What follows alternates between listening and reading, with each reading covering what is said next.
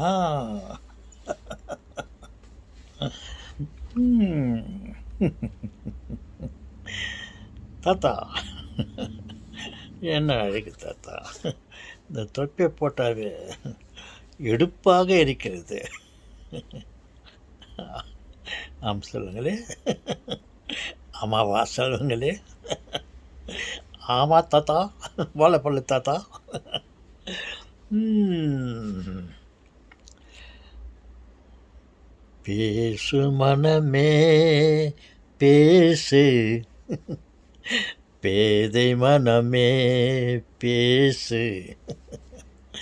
சொல்லுங்க தாத்தா, இருக்கிறதையும் இல்லாததையும் சொல்லுங்க. நாங்கள் அன்னப்பறவையைப் போல் பிரித்து எடுத்துக்கொள்கிறோம். அன்னப்பறவை என்ன செய்யுமாம் தெரியுமா? பாலிலே தண்ணீரை கலந்து அதற்கு உண்பதற்காக நாம் கொடுத்தால் அந்த பறவை என்ன செய்யுமா தெரியுமா? அதற்கு தேவையான அந்த பாலை மட்டும் பக்குவமாக பருகிவிடும், தண்ணீரை விட்டுவிடும். அந்த மாதிரி நீங்கள் சொல்லுங்கள் தாத்தா. இருப்பதையும் இல்லாததையும், கற்பனையையும் கனவுகளையும், உங்கள் அனுபவங்களையும் சொல்லுங்கள் தாத்தா. அது கற்பனையாக இருந்தால் ரசிக்கிறோம், யோசிக்கிறோம். அது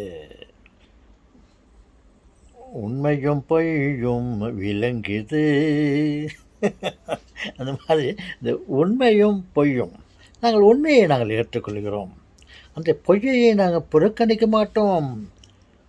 அந்த பொய்யும் உரம், புண்ணாக்கு, அதுவும் பயன்படும் தக்க சமயத்தில். அது வேலை செய்யும் தாத்தா. நீங்கள் எது வேண்டாம் சொல்லுங்கள் தாத்தா. சொல்லுகிறேன் என் செல்வங்களே. எதை நான் சொல்வேன் செல்வங்களே. எதாவது சொல்லுங்க தாத்தா. பாருங்கள், ஒன்வே, ஒரு வழிப்பாதை, ஒற்றையடிப்பாதை இல்லை. ஒற்றையடிப்பாதை என்றால் நடப்பதற்காக நாமே ஏற்படுத்தி கொண்ட உருவான பாதை ஒற்றையடிப்பாதை.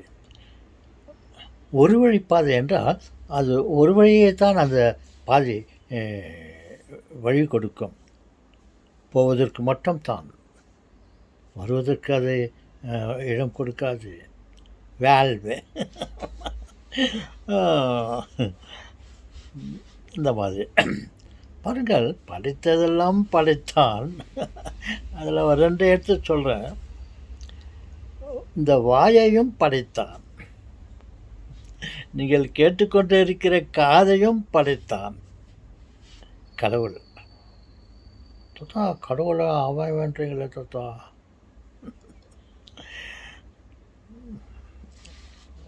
ஓகே, உரிமை இருக்கிறது அதுக்கு. பகைமையோடு நான் அவன் இவன் என்று பேசினால் அது தவறு. உரிமையோடு சொல்லுங்க தாத்தா. காதை படித்தான், அதன் வழியாக நாம் கேட்கிறோம். வாயை படைத்தார், அதன் வழியாக நாம் பேசுகிறோம். ஒற்றையடி, ஒரு வழிப்பாதை. இந்த வாயினால் மற்றவர்கள் பேசுவதை நம்மால் கேட்க முடியாது. மற்றவர்கள் கொடுப்பதை சாப்பிடலாம், மற்றவர்கள் பேசுவதை கேட்க முடியாது வாயினால். அதே போல்தான் காதுகளும். 2 காதுகள் இருக்கிறது அல்லவா, அதனால் காதுகளும். வாயை மட்டும் தனியாக சொன்ன சிங்குலர். காது ப்ளூரல். அப்படி இந்த காது எதை வேண்டுமானாலும் ஆ, ஆ, கேட்டுக்கொள்ளும். பாவம் அந்த காதற்கு பேச முடியாது. ஒரு வழி பாதை, வேல்வு அந்த மாதிரி.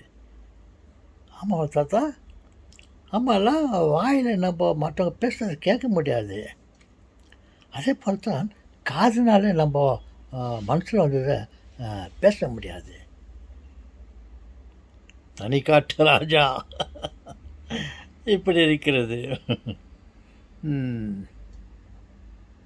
ஓகே, போதும். இதை வைத்துக்கொள்ளு என்று அதை வைத்துக்கொண்டு நீங்கள் எதையாவது நீங்கள் பயன்படுத்திக் கொள்ளுங்கள், உபயோகித்துக் கொள்ளுங்கள். இருந்தாலும் இருக்கிறது தான் சொன்னேன், படைத்தது தான் சொன்னேன். என்ன சொன்னீங்க தாத்தா? பாருங்கள், வாயினால் பேச முடியுமே தவிர அதை கேட்க முடியாது. அதனால் ஒலியை கேட்க முடியாது.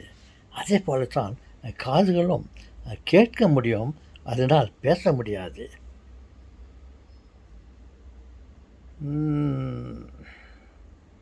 ஆனால்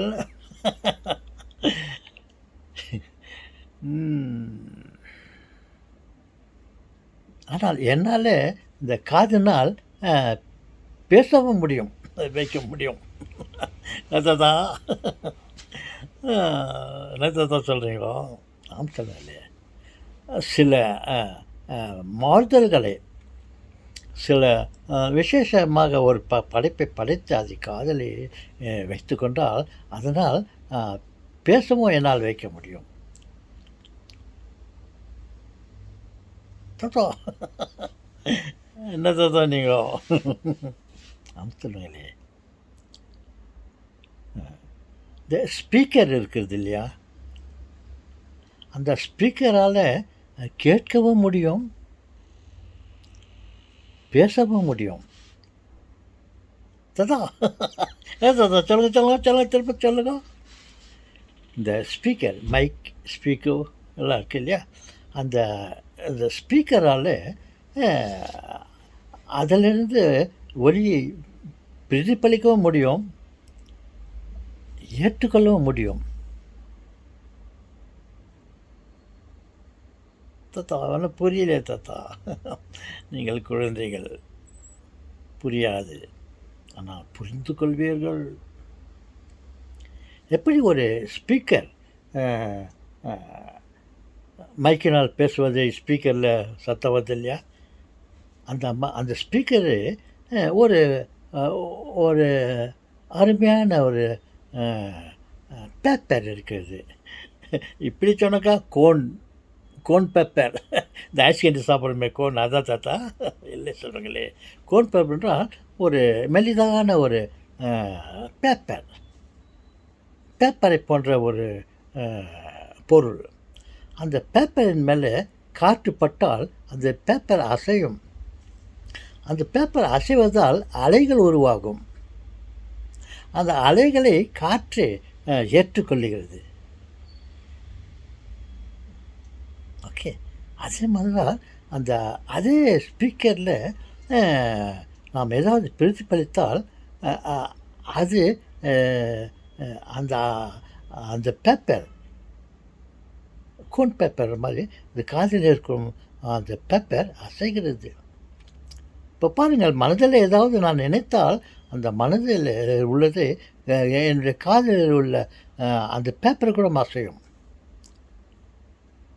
நான் அசைந்தால் அசையும் அகிலம் எல்லாமே, அந்த மாதிரி நம்ம நினச்சா இந்த காதில் இருக்கிறது கூட அசையும்.